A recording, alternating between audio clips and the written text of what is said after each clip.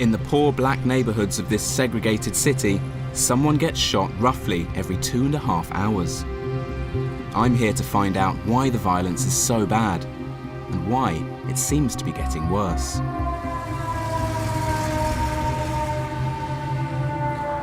I'm at Mount Sinai Hospital, which is Chicago's largest and busiest trauma unit. Apparently there were 3 people in this car who were shot at. You can see the car's riddled with bullets. So they managed to drive themselves to hospital. This is the 2nd shooting in the space of an hour, and in many ways, this is a normal Friday night in Chicago. This spring, shootings are up 84%. From what I can see, there are 10 bullet holes in the car. 2 of them are at head height, and they're pretty big. This wasn't a small handgun they used at all. A shocked relative tells me violence is affecting everybody in the community. Where's the love? You can't go to a park. You can't go get something to eat. You can't ride the bus. A little girl just got shot in Humboldt Park a week ago on her way to school. It's heartbreaking. When is it gonna stop? 14 people have been wounded in street violence in Chicago, including 6 shootings within a 2-hour span early today. Guiding me through this neighborhood is a man who's trying to stop the violence. Chicago has hit a rough spot. It's kind of dangerous on these streets right now. Lee Daniel lives in Chicago's West Side.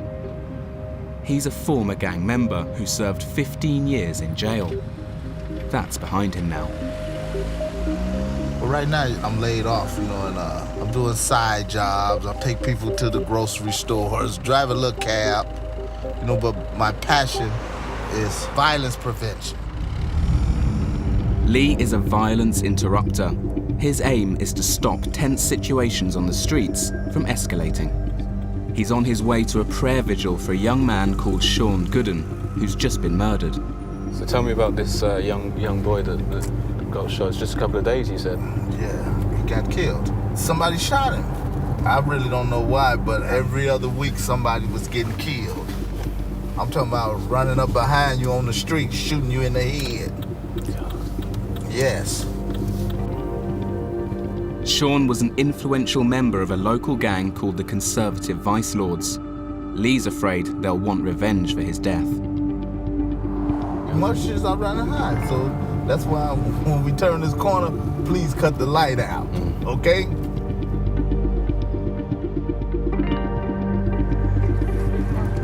Sean's friends and fellow gang members have gathered outside his home.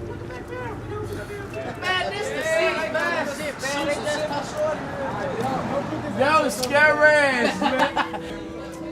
Sean was a drug dealer and gang leader, killed 3 days before his 25th birthday. He was well known and liked by many in the community. One of his neighbors sees the vigil and realizes for the first time that he's dead. Oh, man.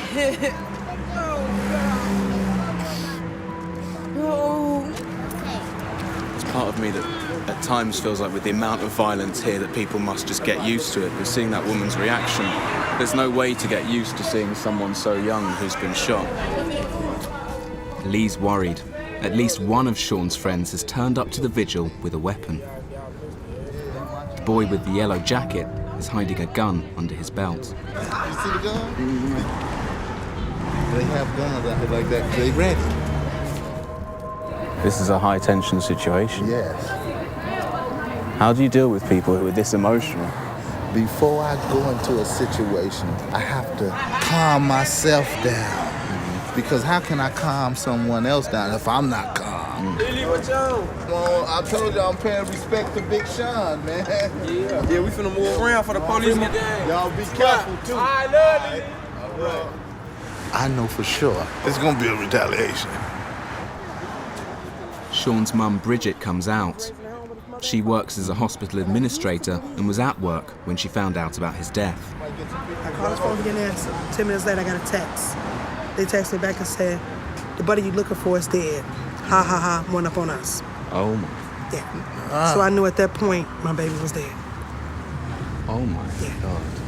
With Sean having been so involved with his gang, do you think some of them might be looking for revenge now? Of course. Of course. But if whoever shot my baby, if he was to sit at my dining room table right now, you know what the text I sent back to him? I said, God bless you and your mother, because that was my son. Sean's enemies posted messages on his Facebook page mocking him and his gang.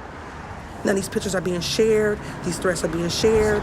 I just wrote Facebook to deactivate my son's account. If it had stayed up, that page, do you think it would have led to more deaths? Definitely. Definitely, because they mad. I'm mad. But do I got the heart to go out and kill somebody? No. Do somebody do? Yeah. Yeah. I don't know what to say. Come in. Thank you.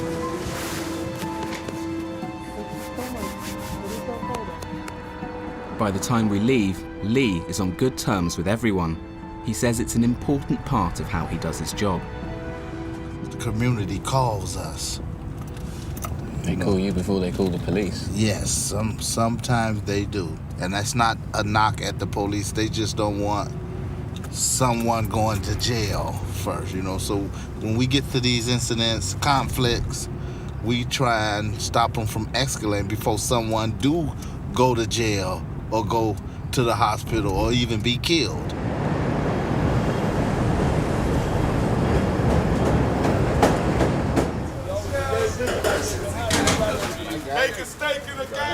Lee used to be employed by the city as a violence interrupter, but Chicago is in the middle of a financial crisis, and he was made redundant. This is Shay Lee.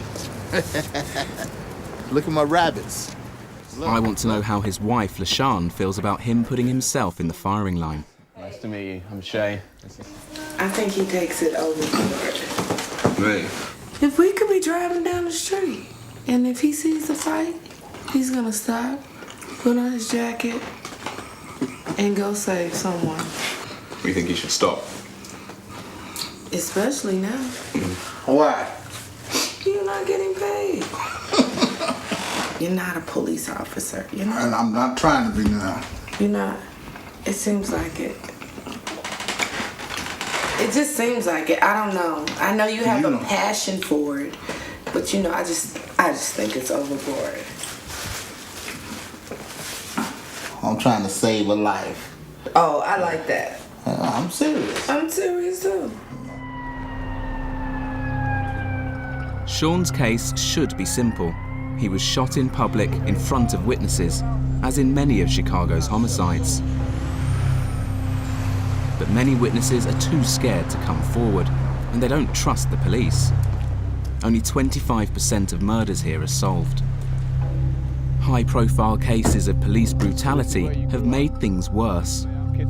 This means the role of community violence prevention workers is key. We got more killings right now and shootings. Danye Smith works for a city agency called Ceasefire, Lee's former employer. After funding cuts, Danye is now the only violence interrupter in Englewood, a neighborhood notorious for shootings. Yeah, so what's going on around here then at the moment? Why can't we get out the car? Because it's a war zone. We got like a 30, 40 block radius of guys killing each other every day, like killing each other. These are where majority of the murders happen. Like Lee, Danye used to be a gang member. Now he's trying to keep the neighborhood safe. It's very dangerous for kids going to and from school. Come on. This is my nieces right here walking home. Hey. How's it going? Squeeze in. How was school? Good. Yeah? You learn a lot? Yes. Good. So how many blocks is it from school to home? I'll say about 4. 4 blocks. Not that far. Yeah, well, Daniel didn't want to see you out on the streets. Do you ever feel like you could end up getting hit by a stray bullet or something? Yeah. All you gotta do just stop and duck. Yeah, stop and duck. Yeah. Is that what they teach you? Stop and duck. Wow. They're sweet little girls, but God, drop and duck is not the kind of advice you'd expect them to have to learn at school.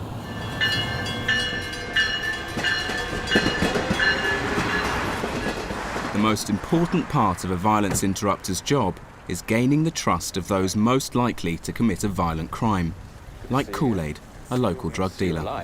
Yes, sir. 2 weeks ago, Kool-Aid nearly shot someone in a row over $10, and Danye talked him down.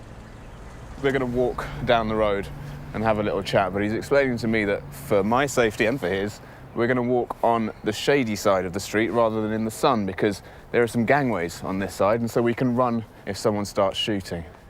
Within minutes, Kool-Aid's telling me how his sister was killed at her 10th birthday party. You know what I'm saying? So she hopped up and tried to run to her mother. When she hopped up out the floor, before she could stand all the way up, a bullet hit her in the back of the head. You saw it happen? But that was just the start. My dad was the only one there for me. Where is he now? Where is he now? He died when my sister got killed. She died March the 11th, 06. He died March the 18th, 06. All hell lost loose with all the kids. All my brothers, they start experimenting different drugs, started getting in trouble, steady going back and forth to jail. Never thought I was even gonna go to college, but I did it. And when I went to college, my brother got killed. So why you smoke so much weed? Weed helped me relax. It helped my nerves. I shake a lot, like I be on edge all the time. It helped keep me calm. Do you know what that's called? There's a name for what you have. It's post-traumatic stress. Soldiers go through it. Everybody who's seen stuff like that goes through it. But they have help. But they have help. Has anybody ever told you that you are traumatized? When I was in 4th grade, I tried to kill myself. In 4th grade, I tried to commit suicide. I cut my wrist and stuff, so, with the lady, the counseling and stuff come help me, but we in Chicago public school system. She only came and saw me probably like a week or something. You're just a normal guy going through traumatic situation. Why are you still out here? You know that every day that you're out here, you're going to see another thing that's going to set you back. Where's I'm going to go? Can I go to London with you and walk around how you walk your kids to the park? You could take your kids to the park right down the street. There's a park right here down the street. You could take your kids to that park, your kids' park. You ain't got to worry about nobody's shoe. I can't even take my nieces and nephews to the park. When I take a female out, I got to go where white folks at. And already when I go where white folks at, they judging me how I look already. So now when I come here, the manager's trying to find... Kool-Aid's trapped here, partly by the racism he experiences elsewhere, but mostly by his own traumatic memories. Only thing I'm good at is selling drugs, though, you know what I'm saying? You're making me emotional, man. Seriously. I ain't emotional. I don't even cry no more, really, but it's the way this is. You say go to the right place. Where is the right place? Yeah, it is my place to run, though, you know what I'm saying? Like... Speaking to Kool-Aid, I start to understand that this is a community that's traumatized. Everybody is going through psychological trauma and things that they're doing, it's how they cope with what they're going through.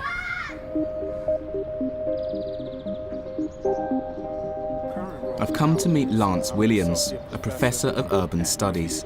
He's lived and worked in these neighborhoods all his life. You live in communities where the schools don't work anymore. There's no jobs. So you have general frustration, rage, because you see life passing you by. You know, guys are stressed, resorting to self-medication. You have a lot of guys that are clinically depressed, you know, and it's leading to a lot of this. And then the social media does exacerbate it because then it gives another vehicle for a culture of violence. It makes it easier to beef. Barack Obama started his political career in Chicago, and his former chief of staff, Rahm Emanuel, is now the mayor. This year, he closed 47 of the city's public schools. With these kind of conditions, it doesn't matter who the president is. It's just unfortunate it's on the watch of the first African-American president. But think about this. Almost 100% of the people in the city of Chicago will agree that school closures, that policy contributes mightily to the violence. Radio shootings across Chicago since yesterday left at least one dead and more than 20 people wounded, including drive-by shootings at the Gulf. Nowadays, social media is a big part of gang culture. Gang members post photos, videos, and make songs glorifying their gang and insulting their opponents. King Yeller is a member of a gang called the Gangster Disciples. Today, he and his crew are making a video for their latest song. These guys are part of the drill music scene. Drill is a kind of ultra-violent gangster rap that originated in Chicago's poor black neighborhoods. Stars of the scene aren't millionaires who rap about gangs. They're gangsters who also happen to make music. Okay, you gonna slip in the lake. The picture running, yeah, I know. You got a hot head, I'm a Tell me about your career. No, this music stuff changed our life, you know, give us something positive to do. You know, even though we might say some not positive things, but we still not standing on the corner shooting nobody selling drugs, you feel me? But the kids who were standing on the corner shooting people and selling drugs, they're listening to you. They didn't listen. You just said the right thing, you hear me? It's not our fault, but listen, we only is responsible for ourselves, nobody else. Their music is filled with references to local gangs, local neighborhoods, and petty disputes. They're called diss songs. The more provocative the song, the more likes it gets on YouTube. When you're on social media, you put a video out there, put something on YouTube, these kids get involved, they start posting comments. For them, it's real. And on the streets, even though for you it's a job, on the streets, they're dying for this. As a matter of fact, turn that down. Look, they just make us seem like we just monsters and all. This how it's just made out to the world. We just monsters, man. We live regular lives too, you feel me? We ain't out here just trying to kill people, you feel me? They be like, why y'all got guns? We gonna protect ourselves because you got people out here crazy that's really out here trying to kill on a daily basis, you feel me? I got what it takes to get cake. You put the wrong shells in the Rio Austin is Yellow's video director. He's preparing to upload the video. Send it to YouTube, like upload it, you know, make sure people see it. Then he shows me a video of a rapper called Capo. Until last year, he regularly featured in diss videos on YouTube.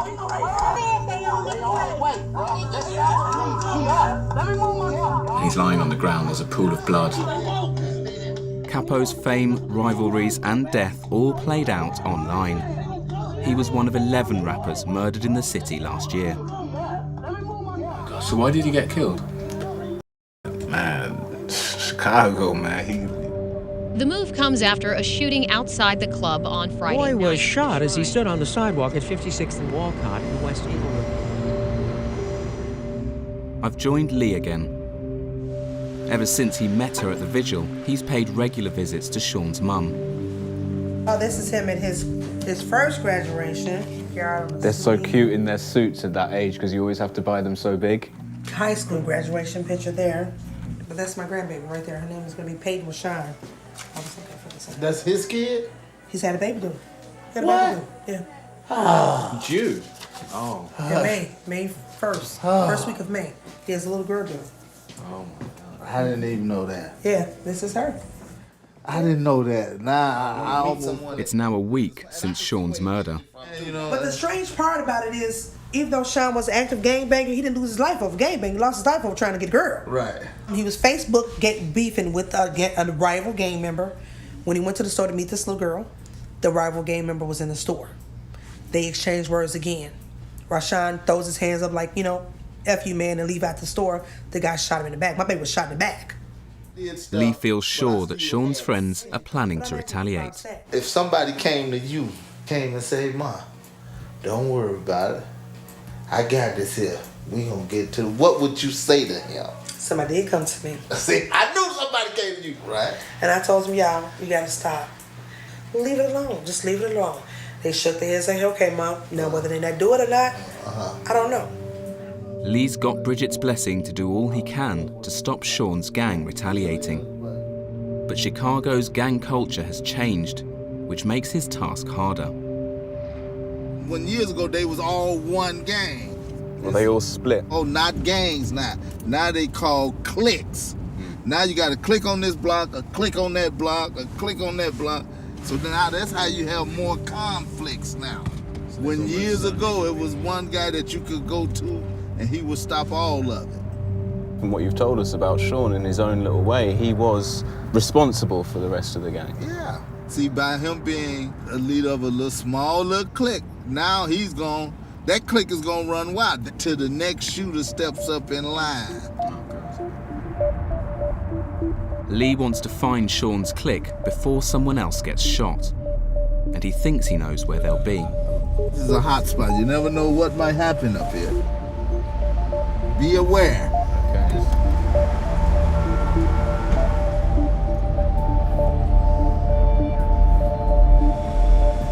And before long, Lee's proved right. Hey, why you?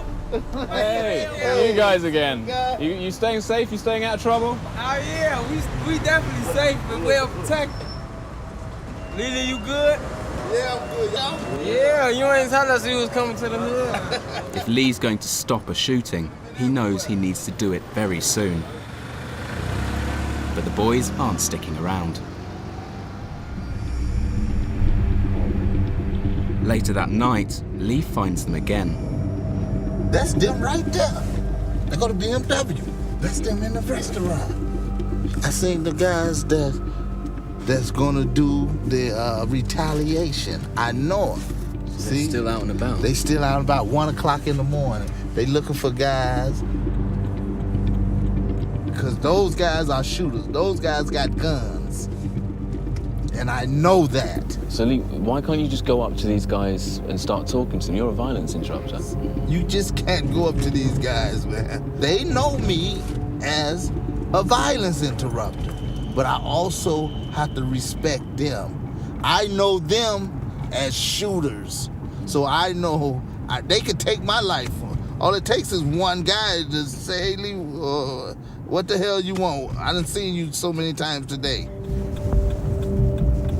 Taking a risk, he heads back to see if he can approach them.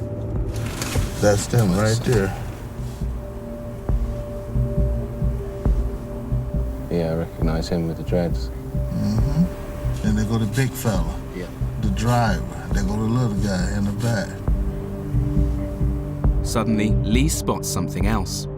One of the group is on the lookout. See, they see us. They see us. They see us. And it feels like he's about to shoot. They are literally like soldiers. They're constantly looking around. You can't be anywhere near them without them seeing you. They're in the middle of a gang war right now, and a car pulling up and slowing down, people inside peering at them. That's exactly how drive-by shootings start. I might get a call later tonight or in the next few minutes of shots fired over there. Watch, I'm serious, because that's how they play the game. Lee was right. In the weeks that follow, one of Sean's friends kills someone in a rival clique, and within 24 hours, he himself is also shot and killed. Working alone, Lee couldn't interrupt this gang's cycle of violence. Neither could the police. Nobody has yet been arrested for any of these murders. But Lee is still out on the streets. You know what I'm saying? I just come off 10 years. So that's why I'm out here now. I'm trying to talk to these two little brothers and just put a bug in their head. For communities like these, Lee is a rare and valuable example. He's turned away from a life of violent crime, and he's trying to help others do the same. Take care too, man. All right? Yeah. Be careful. And I know his dad. And his dad was just killed like 4 months ago. And I went to the funeral. You know what I mean? That's generations. How does it feel when you see them walk off like that? You've had a little chat, you've tried to plant the seed. I feel good. I ain't gonna lie, I feel good about those 5 guys there. You know what I mean? If I can get 1 out of the 5, I mean, I wish I can get all 5. But 1 out of 5, I feel good. And I think I came through. Some good work, man. Around here, they need more people like Lee. So Lee's seen something. I mean, you see things I don't see.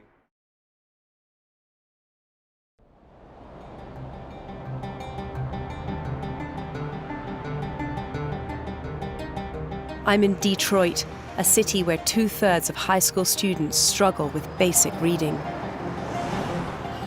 Raynard Robinson's 13, but he has the reading age of a 9-year-old. He's got just 3 weeks to improve his reading before an exam that could change his life. If I don't learn how to read, like, where will I be at? Like, will I have a job? Will I have a home? In the nearby city of Kalamazoo, Jerry Melson used to work in the car industry before the factories closed. Aged 56 and a recovering alcoholic, he's begun reading lessons after his life hit rock bottom. Because I always thought that I never could learn. Why do it? Because I'm no good at it. He's on a mission to master these skills so he can read a story with his granddaughter. I want to find out why so many in the world's biggest economy are struggling to read.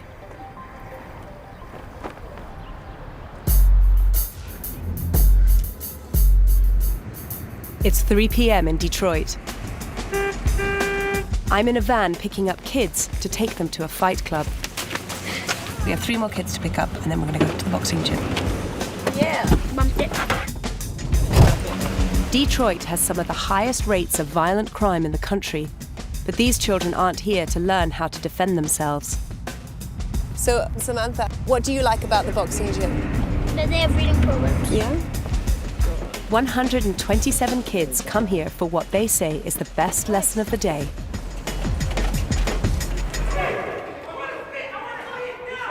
An after-school club where reading is combined with a workout in the ring.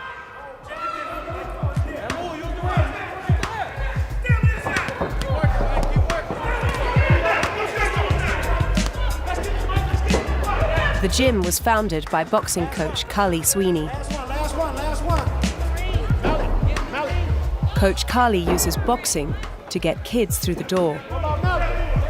This is not just any gym, right? Our motto is books before boxing. Books. Books before boxing. Books before boxing. So this is our classroom. Why did you start this gym? Why was it important to do this bit with the academics? I felt it was a need because myself personally, I went through school from the 3rd grade on out. I knew I couldn't read. I couldn't read or write, period.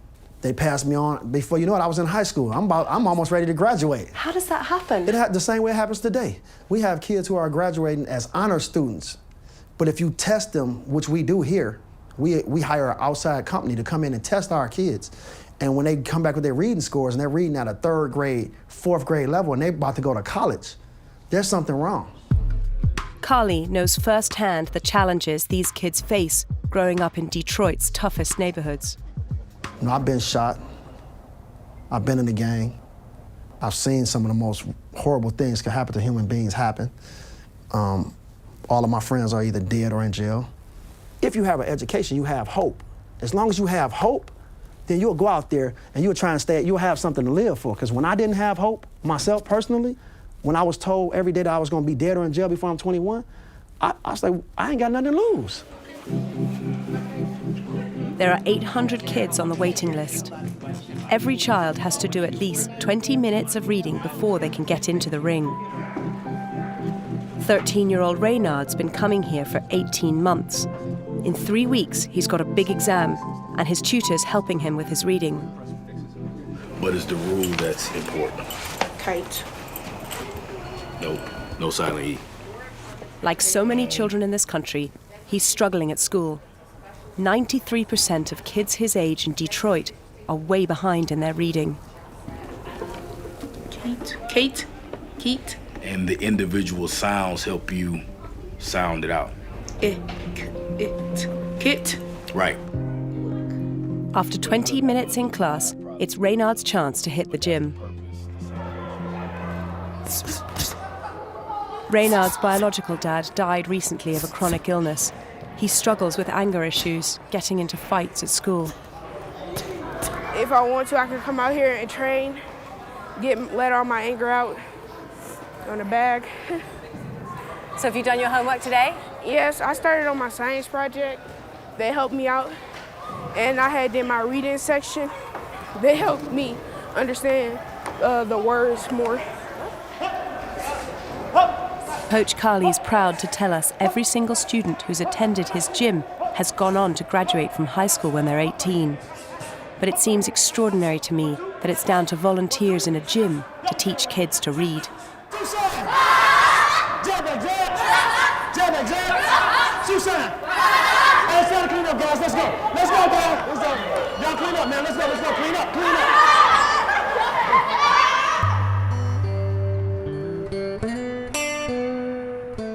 Detroit has some of the highest levels of illiteracy in America, affecting generations, and it's not an isolated problem.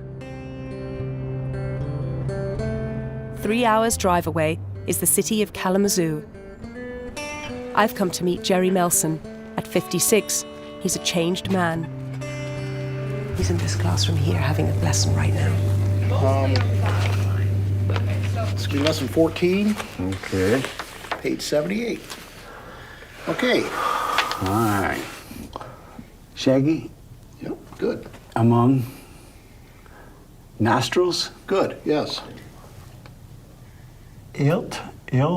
It will. Ill. It'll. Okay. He's been in prison twice for drink driving. A court's ordered him to come to these literacy classes. What? Nectar. Nectar. Yeah, you got her. Nectar? Yeah, nectar. Oh, nectar. Nectar. All right. Jerry says he's always felt inadequate. Learning to read is changing his life. The word book is still a little bit Yeah. sketchy to me. When people say, I love to read, I look back at myself and say, I dreaded to read, you know? Rob's learning to read too. A former truck driver, he hid his illiteracy by learning the shapes of street signs by heart. I still have a fear of books. It's just like jumping off the high dive or the board. You know how you're scared to do it? Rob and Jerry's teacher are encouraging Jerry to read a book to his granddaughter. If you read to your granddaughter something that interests you. I encourage you. Oh my gosh, pick up that book. But it's a big step for Jerry, who doesn't want to be humiliated in front of his granddaughter. I encourage you to do it as much as possible.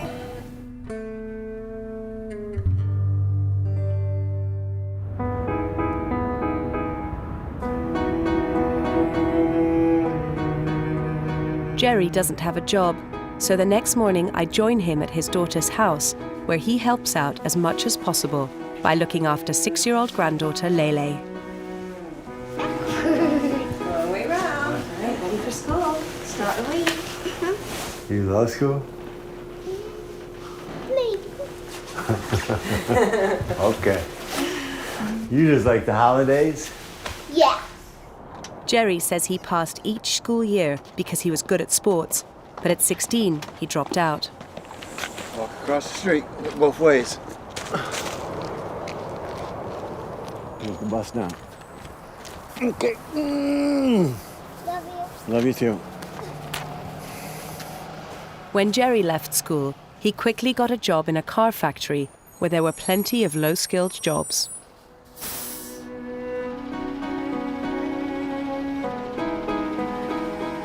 Hi, Lele. Both Jerry's parents worked at General Motors.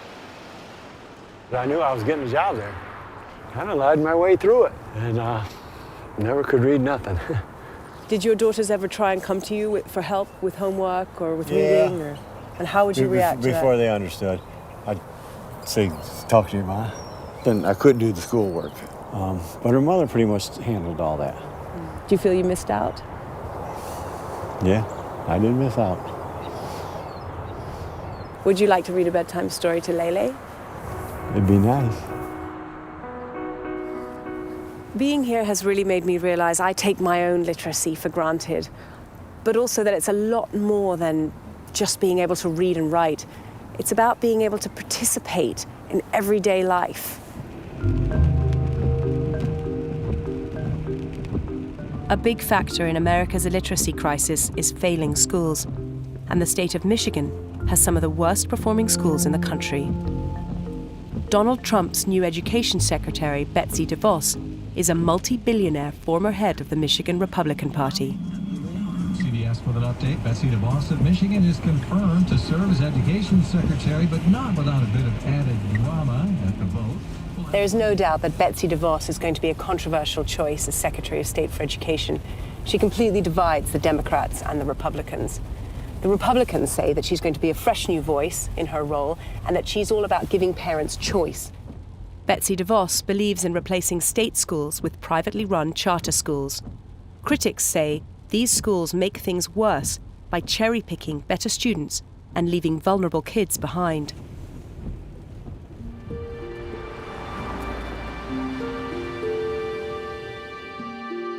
Back in Detroit, I catch up with Reynard to see how his reading is coming along. But first, he wants to show me something. Is there a light? So tell me about your business. Well, we usually cut lawn, rake leaves. Whatever you needed. Oh, and there's your lawnmower.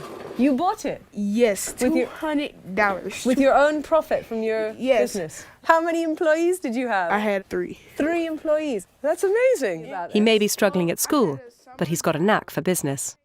I could be an entrepreneur, work my way up, then have a bunch of companies. Sounds good. Reynard's starting high school in September. Nearly a quarter of Detroit's schools are classed as failing. He's applying to one with a better reputation, but he has to pass a test first. Reynard has some homework he's going to do, and so his mum is going to help him out. Reynard, do you think you're ready to take this test to get into this high school you want to go to? No. Yes. No, yes? I'm a little nervous. If he makes the grade, it could be a life-changing opportunity. My grandpa always told me, like, if I keep trying, I'll do it. I'll succeed, so I just gotta keep trying now. At primary school, Reynard developed a fear of reading. Every time I looked at a word, it just looked like a bunch of blurry words just bunched together. And then I just throw like a bunch of sounds in there. And then I used to hate when somebody correct me. Why? Why do you think you hated that? Because, like, it made me feel bad, like... Why is it so important for you to improve your reading? Well, I see a lot of people out on the street now, and I wonder, like, is it because they couldn't do, like, a simple reading task? And, like, wonder, like, if I don't learn how to read, like, where will I be at? Like, will I have a job? Will I have a home? Where will I be at? Reynard's mum, Nona, fears she won't always be around to help out. He knows that I have heart problems, and I can't always be right there with him. Every day is not promised, and I just want to make him stronger. That's all. He don't need mama's hand to finish that work. She's moved Reynard to 2 different schools, but he still hasn't learnt to read properly. What would you say is one of the main reasons why schools are failing kids? Teachers. Getting a teacher to stay at the school. Having a full semester with one teacher. Constantly switching teachers is not good for the kids. I love you. I love you more. This is true love. Detroit schools struggle to recruit qualified teachers, and to fill the gaps, use temporary or unqualified staff. The local school authority denied us access to a number of failing schools, but they invited us into Benjamin Carson High School in central Detroit. It's one of the better schools. We've been told we can listen in on this 10th grade English class. That means they're going to be about 15, 16 years old. Shannon Waite's been teaching here for 2 years. When the author sat down to write this book, is he trying to educate people, inform people? Is he trying to persuade people, get them to get up and do something? Schools in America get more money per pupil than in most Western countries, but with worse results. When we read anything, there's things that we can learn, right? That's the beauty of reading. I'm on my way to a meeting with all the English teachers in this school, so hopefully I'm going to be able to ask them some questions. Who is at fault for the fact that children are going through school and not learning to read and write? There's tons of research out there about students in kids in poverty. Like how many books are in the house, how many words they hear every day, and they compare that to like middle class and affluent families, and the differences are staggering. That's where you guys are supposed to step in. That's why teachers are supposed to balance that out. And I mean, we try, but if these students have parents who work midnights or work 2 jobs and don't have that support at home, or if they go home to like conflict or other issues. I feel like in that situation, it's impossible to say like, that's just the teacher's job. But isn't that's a systemic failure then? It's a, I mean, I can't see it as you say. There's a lot of elements. I would not, I don't think any teacher would say it's one thing that causes it.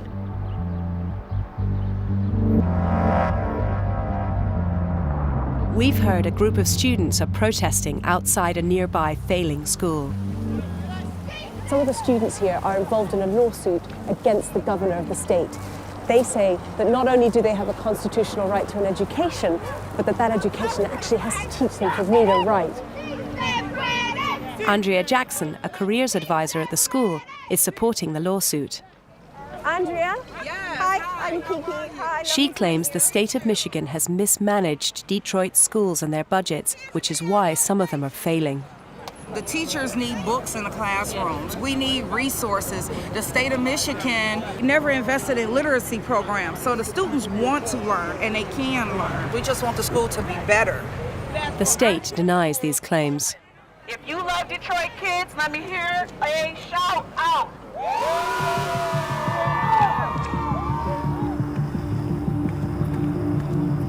Andrea invites me back to her house to meet her son, who's at the school, and one of the lawyers on this landmark right to read case. So I was hoping to catch you guys up on where we are with the case. She explains the state of Michigan has just responded to the claim they're failing to teach kids to read. This is one thing the state said. While pointing the finger at defendants, the state, plaintiffs ignore many other factors that contribute to illiteracy, such as poverty, intellectual limitations, domestic violence, trauma, and other numerous influences. I am shocked that they will put this in writing. None of these things have to do with whether or not you should have the opportunity to learn to read. Why is it so important for you, Andrea, to be part of this case? Literacy is a direct correlation to the prison population. Being educated is everything. In a few weeks' time, they'll find out whether the case will be heard in court. If they're successful, it will enshrine into law across America that school authorities have a duty to ensure kids can read. Reynard's invited me back to the boxing gym. He's been studying for several hours every evening. His exam is just 2 weeks away, and he wants to show me how far he's come. Do you want to read it to me? Sure thing. Thank you. Current and future goals. Learning is way of life, especially in school, because without an education, you will go nowhere in life. I used that twice. In conclusion, I want to go to Martin Luther King Jr. High School because I will then be one step closer to my dream, becoming an electronic engineer. How do you feel your reading has improved by coming to the gym? Well, now in school, I feel more confidence of speaking out loud, asking my teacher, could I read? Like, usually I just sit back and let everybody else go, but now I really want to be involved with the reading. Reynard's reading may still be behind, but he's improving fast. Every single conversation I had with Reynard, I just kept thinking how lucky he was that he managed not to slip through the net, because if it hadn't been for the boxing gym and all the extra tutorials he's been getting, I don't know if he'd be the sunny, confident boy he is today. I want to catch up with Jerry one last time. Michael Evans is the director of the Literacy Center. It's so nice to see so many people who are all gathered together for the same reason. We all want to learn. Isn't it great when you learn? Yay! It's a big day for Jerry. He's being awarded for his dedication to learning to read. There's people who show up, and then there's people who really show up. I mean, show up there, rain or shine, snow, and says, I'm going to get my learning no matter what. And this gentleman, his name is Jerry Melson, and your certificate is for outstanding attendance. And what I mean by outstanding is shining far above anybody else. He shows up all the time with a good attitude, positive attitude. Jerry, thank you very much for being here. Thank everybody for participating and helping me. Michael wants to end the stigma around adult illiteracy. So there's the expectation that literacy is available to everyone, but it actually really isn't. What we are trying to do is to raise awareness that it's okay to continue your learning, because all of us are lifelong learners anyway. But Jerry's still unsure about reading a book with his granddaughter. He's twice invited us round to film him doing it, but then he's cancelled. We're trying again today. I am nervous for Jerry because I really don't know if he's going to be able to go through with reading his granddaughter a bedtime story. He doesn't remember ever reading a book to his daughters either. So this would be an entirely new thing for Jerry. I really hope he can do it. Will you invite us in? Should we go in? Mm-hmm. Yeah?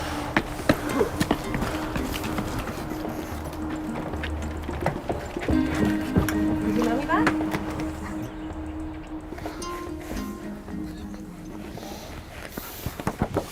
I want you to read it.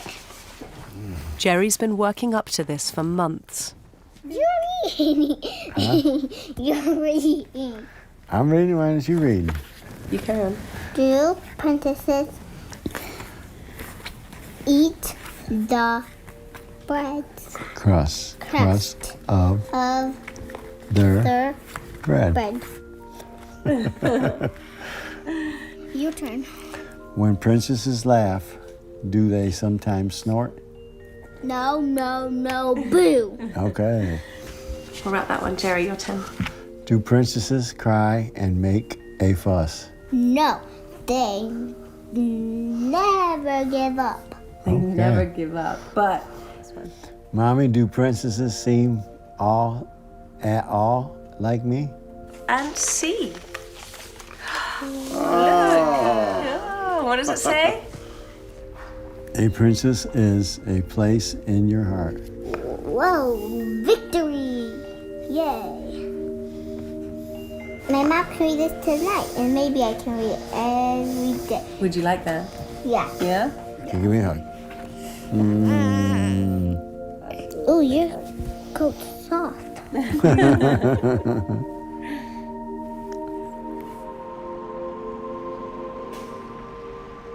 I'd spent so much time worrying about Jerry, I'd forgotten that, of course, the minute you sit down with a child and a book, you have a wonderful time. Lele is an amazing little girl with an extraordinary imagination, and we just had so much fun. Jerry's made a breakthrough, confronting his fears and discovering the joy of reading with a child, something he missed out on with his daughters. The Detroit schoolchildren bringing the lawsuit against the state of Michigan have yet to hear whether their case will be heard in court. Reynard didn't do as well as he hoped in his high school entrance exam. He's still waiting to hear if he'll be accepted. Nobody respects women more than Donald Trump. I'm Karishma Vyas, and I live in Trump's America. If Ivanka weren't my daughter, perhaps I'd be dating her. You know? His views on women in public and private are far from politically correct. You've called women you don't like fat pigs? Sorry, if they let you do it, you can do anything. Whatever you want. Grab them by the... So why do so many of them support him? I'm heading out to meet some of his biggest cheerleaders. My first stop, Modesto, California.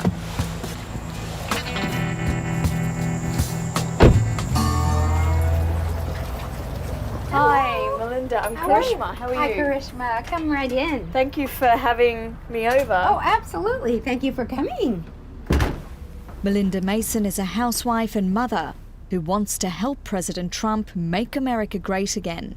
This is the famous MAGA hat, and it's not made in Mexico.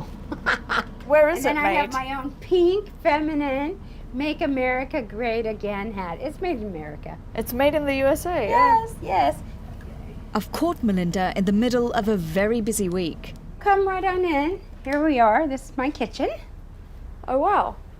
It's a little bit of a wreck because we've been going crazy, you know, getting ready for everything. It doesn't look like a wreck. Seems like you've spent a lot of time. I have spent a lot of time. I take a lot of pride in my photos, my family, my friends. Right. And a lot of little keepsakes. Have you always been a homemaker? I have. My heart's desire was to get married, to start a family, and be at home. And I took my job as a wife and as a homemaker super serious. Amidst the family portraits, I can see clues to her other great passions. I can't imagine you being a gun owner. I am. I'm a proud gun owner, and I'm good. I'm a very good shot. And this is the dining room. Melinda's home celebrates her conservative values. There's a lot of politics in this room, A lot of isn't there? politics in this room. This looks like a... Oh, this is actually a President flag. Trump flag. It is. My friend Donna, she got me this Trump flag for 2020. There was something about Trump that I fell in love with. I think it was his masculinity, to be honest. Now, looking back, I think it was the fact that I saw in him kind of what I have, that drive to do whatever it is we've got to do to make things better. He's probably the best president, not maybe even in my lifetime, but maybe in my parents' lifetime. President Trump is quite controversial, especially with his relationship to women. He's talked about grabbing women by their private parts. He talked about that when he was very young. Wasn't that young. He was well young. Into middle age. He was actually, that I looked at that. It was actually, the media makes it sound like it was yesterday. It was not. It was a few years ago, but he wasn't a young man. It was. I don't know that, I mean, I'm not defending that he did that, of course. That would be the last thing I would do. But I am going to defend the fact that the man had the guts to admit that he did it, which is a lot different than most presidents we've had.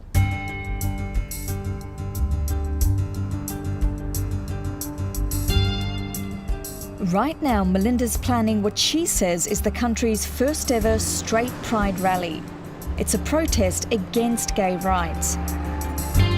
She's invited me to come along later in the week, but the whole thing might be called off. The council has pulled their permit. A quick search on YouTube throws up an entire movement of right-wing housewives devoted to the politics of the president. Women that got Trump elected, and I guess to be really edgy, it was also women that got Hitler elected. Because here it is. That's what it's about, guys. I get to give birth under a Trump presidency. They call themselves Tradwives. None of what I do is feminist. I sure don't share their values of wanting to destroy white male-created society. You can almost name any problem and you can really directly link it to feminism. I'm issuing a white baby challenge. I've made 6, match or beat me. But their traditional values are just the tip of a wider social agenda. We don't need foreign babies. We have plenty of our own babies.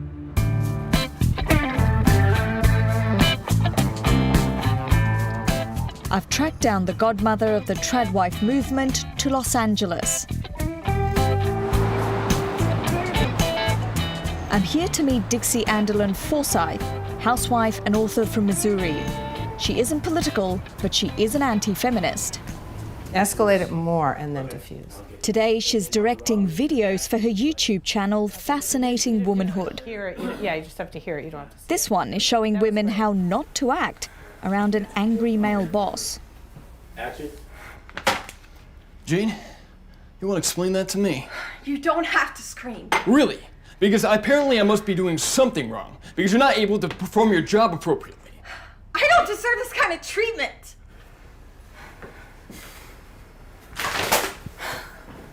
Good. Perfect. Very good. So if that's not how women should react, then what should we do? Take 2. And action. Jane, you want to explain that to me? Look, I am completely responsible. I scheduled you 30 minutes extra, and I did not want you to be late to your flight. I understand. Well, it's really not that big a deal. Okay. Can you check and see what time I'm supposed to leave? Absolutely. Thank you. That was perfect. Okay. So some would look at the scenario and say you're teaching women to be quite submissive rather than, taking control. Not at all. Actually, it's very subtle, but yet very sophisticated. She has him wrapped around her little finger. She doesn't do that by ordering him around. Men don't respond to that. Dixie's written a kind of Bible for Tradwives. She believes women are happiest when they're supporting men and masculinity instead of challenging them. And her message is attracting an ever wider group of supporters. Hi. Oh, finally. I know. Julianne Davis is one of them. She's a Hollywood actress who's been in films like Eyes Wide Shut. I'm in awe of you because, I mean, how many kids have you had again? 7. It's just unbelievable, you know. I mean, for me, I was always thinking, you know, because I bought the whole thing that they would say, you're better than that. You don't need to stay home and have babies. You have more to offer the world, you know? So I was always so focused on my career, and I kept saying tomorrow, tomorrow, tomorrow with having babies, and now look at me, babyless. What feminism is saying, frankly, just doesn't work very well. We need men to be men, and we like to be women, and there's nothing shameful about being female and feminine. The next day, I meet up with Julianne and Dixie. They're taking me on a tour of the city.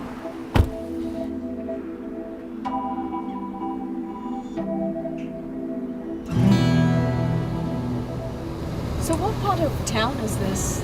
So, well, we're right in the middle of an area called Skid Row. It's basically homeless central. It's so much worse than the last time I was here. So much worse.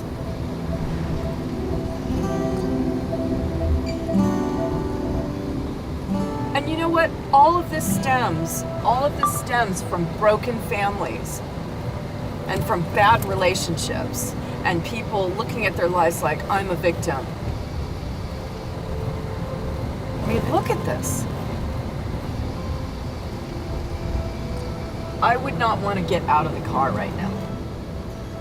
Our society is ill. Man and a woman can have a solid relationship where he's masculine and she's feminine, and they support each other. That child has the best chance. It's not guaranteed, because they can still get in the wrong crowd and you know, end up in a drug habit, in crime. But by far the majority are going to be more stable. Do you think same-sex couples can have traditional values and can be strong family units? Same-sex couples don't really have children. If they have them, they have to adopt them. To have a child, you still have to have a man and a woman. You can't do it 2 women or 2 men. It takes away from the idea of the traditional nuclear family, and the whole point of progressivism is they want to destroy the family. They want to destroy it. So they're destroying it with feminism, they're destroying it with the promotion of LGBTQ, putting it into the mainstream.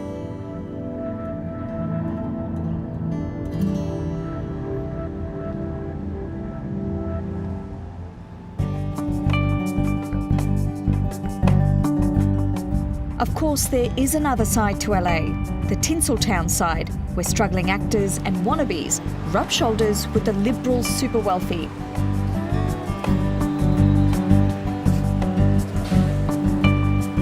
So what's it like for Julianne being a right-wing actress in such a liberal city? I mean, when I think Hollywood, I think Democrat, not Republican. She doesn't feel safe meeting me around where she lives because she says it's risky broadcasting her conservative views. So I'm meeting her at a secluded park.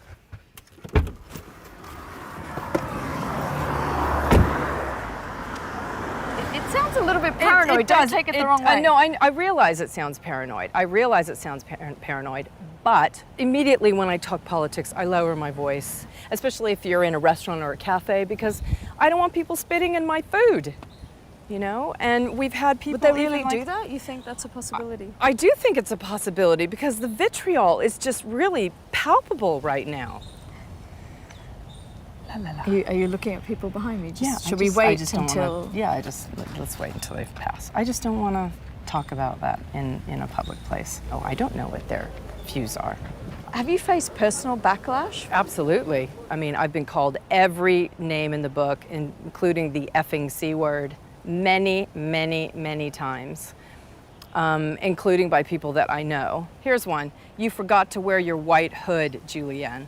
So he's accusing you of being a KKK, which is just insanity.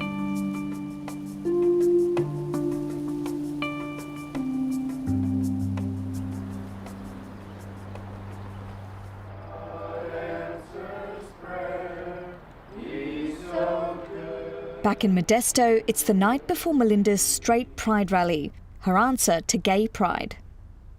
We ask God that you would purge out the evil from amongst us, that you would separate the sheep from the goats and the wheat. They've been planning this for a year. This has been a journey. This has been a long journey, and it's been such a great journey. And I do take it very seriously. Hallelujah. Glory to God. Our freedom of speech is very much on the verge of being blown up in our faces. And then we meet like this next year, we may be arrested. All of us around this table, we're very biblical. And God says he made male and he made female in his image. He didn't make these other genders and stuff that they're trying to say. So we're standing up for God's word is what we're saying. Do you really believe that values that you've put here, like heterosexuality, femininity, do you feel that that's in danger? I feel that the opportunity to stand for those things in the public square and say, this is what I believe, is in danger, absolutely.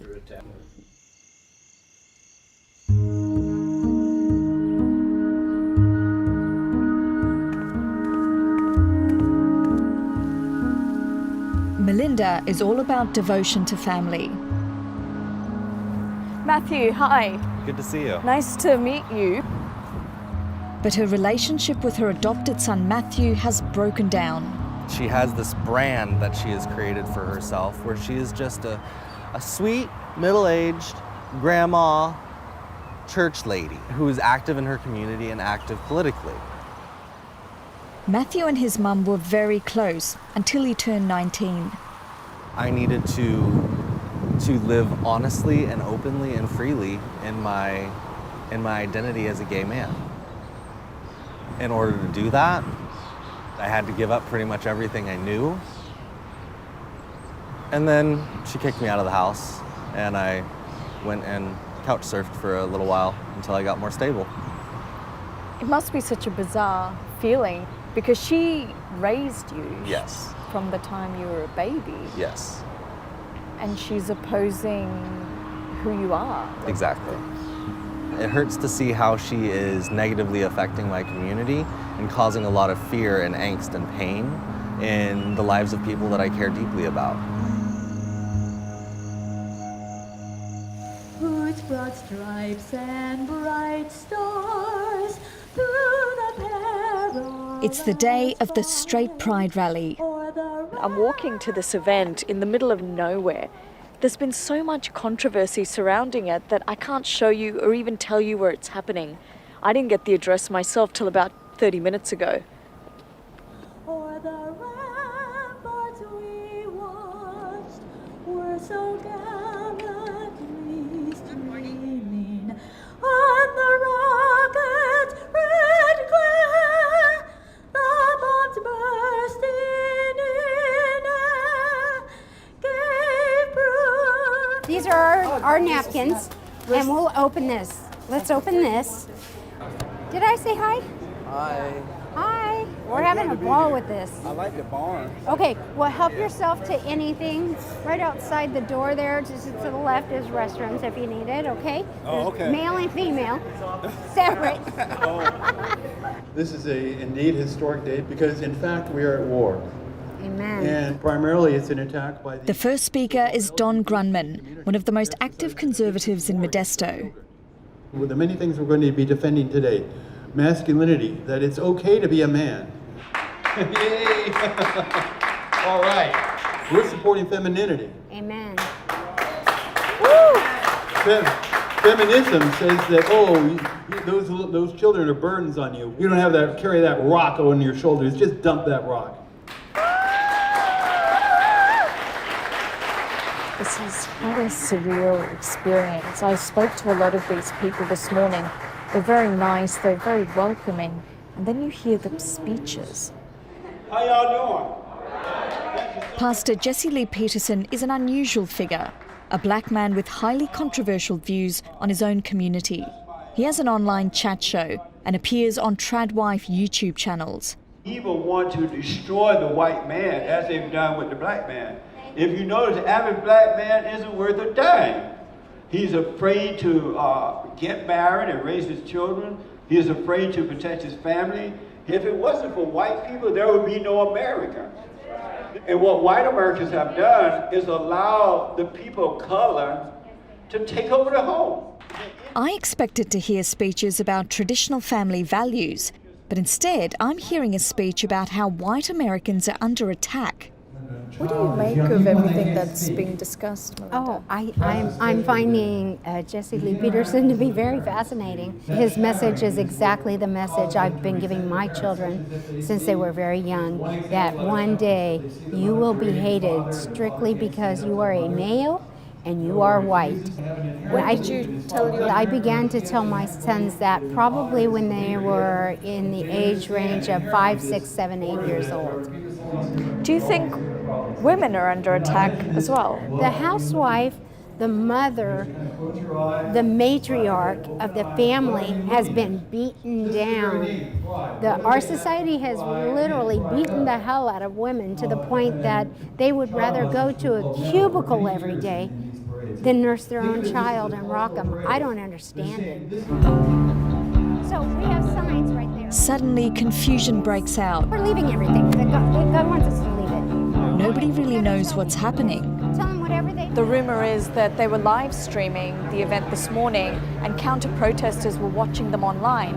And from the background, they figured out the location and are now on their way here. You guys weren't here at the beginning, but we said, this could go moment by moment. We really don't know. So maybe we go to a different venue. So what is going on? There seems to be a bit of activity. So if I could tell you, I would. I have no idea, except for evidently homosexuals, the homosexual community, has found out where we are. We're going to come back and do all this later.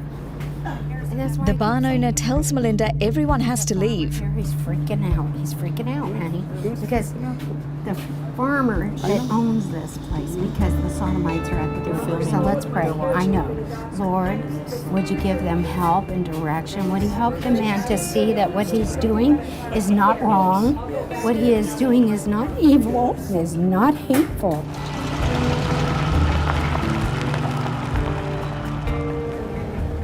They've been trying to figure out for over 3 weeks where we might be. Is this the counter-protesters? This is all the counter-protesters, yes. Melinda tells everyone to gather outside an abortion clinic in town. Oh, you just go straight, Bob. We're going to McHenry. To Melinda, opposition to abortion and gay rights are all part of being a tradwife.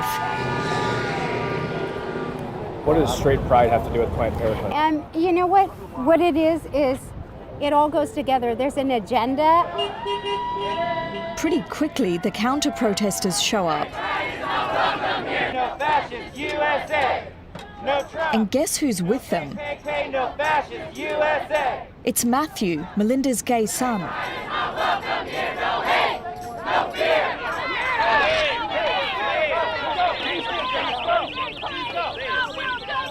I think I saw your son, or your adopted son, Matthew. I think you probably did, yes.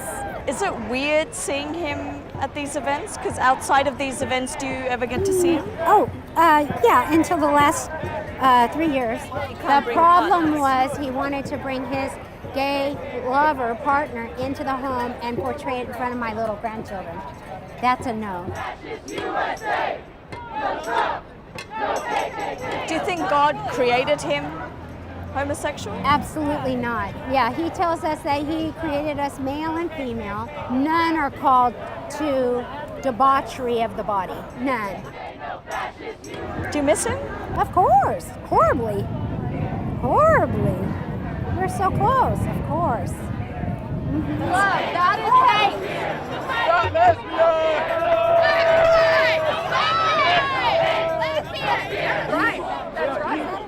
In my time here, I've heard plenty about traditional family values. Have a blessed rest of your day. Hope it's more But at the rally, I'd also heard things that to me sound homophobic and racist. Melinda, I've been thinking a lot about the Straight Pride event. Pastor Peterson said if it wasn't for white people, there would be no America. The Indians would still be here smoking pot. Do you think that's quite racist? Do I think that's racist? I think his point being, again, that it was largely European males that came here driven by the hand of God. And because of that hand of God on them, they were willing to put their hand to the plow and work and make what we see today. Are you saying that it was white European people that Males, built that men largely, that built America? Largely so. That's just history. What about America's history of slavery? Jesse Lee gave us their beautiful history. He said, my history was we were black slaves, we were happy, and we felt free because of King Jesus. Mm-hmm. But they weren't free, were they? They weren't, and they were freed. And they were freed a long, long time ago. Let's get over it. Melinda's straight pride rally may be over, but her conservative crusade certainly isn't. Presidential elections are looming, and Tradwives like Melinda are gearing up for battle to make sure their man stays in the White House.